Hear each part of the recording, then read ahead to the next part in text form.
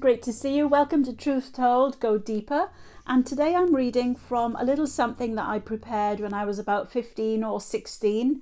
It's based on Psalm 23 and I found it this week, so I'm going to share it with you.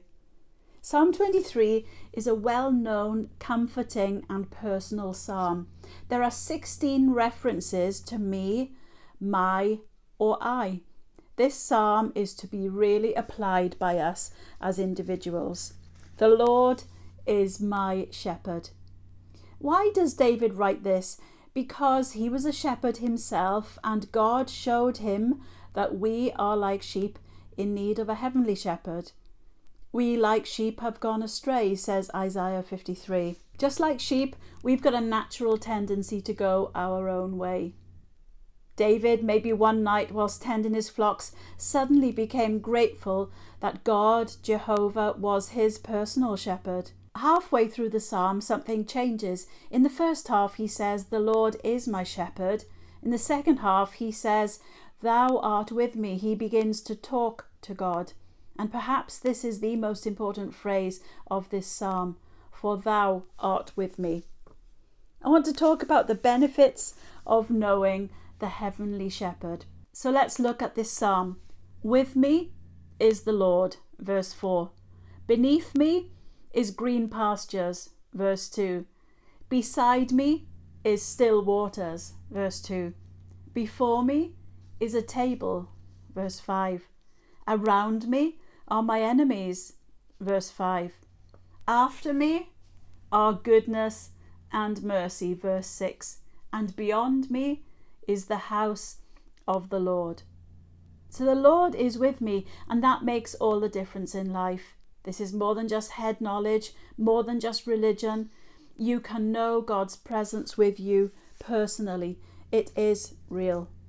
It's not possible to earn our way or work our way to God. He has come to us in the person of Jesus. God is with us.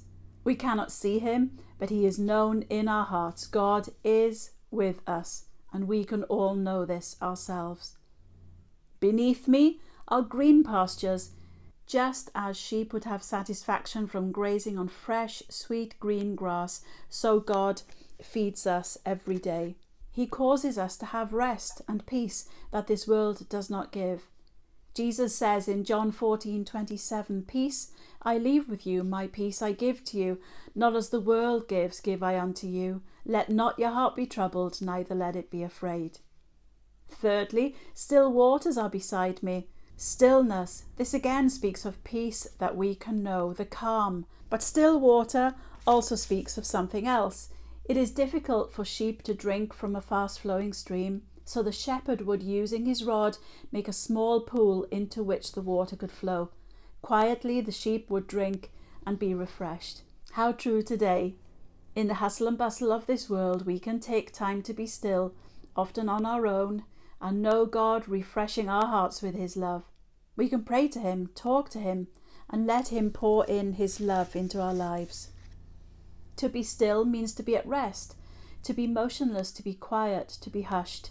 He truly does lead me beside still waters and whispers into my heart, "Be still and know that I am God." Jesus is the living water, and we will never thirst again when we come to him. And before me is a table.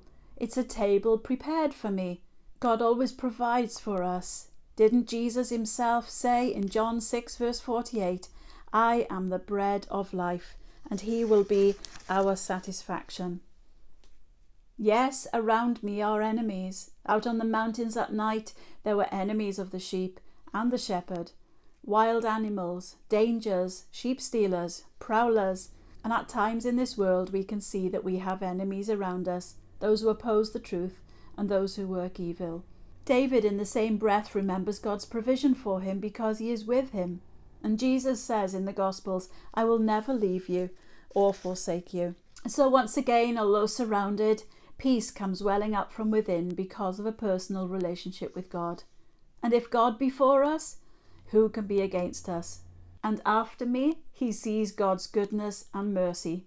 It's as if looking back on his life, he can see two companions on his journey, goodness and mercy. We need God's goodness because of our sinfulness, and we need his mercy because of our waywardness. And then beyond me is the house of the Lord. Goodness and mercy are following me in this life, and then as I pass on into the next, I will dwell in the heavenly place of God. Jesus said in John 14 verse 2, "In my Father's house are many mansions, and I go to prepare a place for you." This is heaven.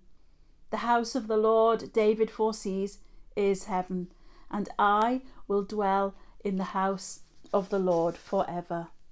For length of days is the literal meaning. In other words, forever and ever.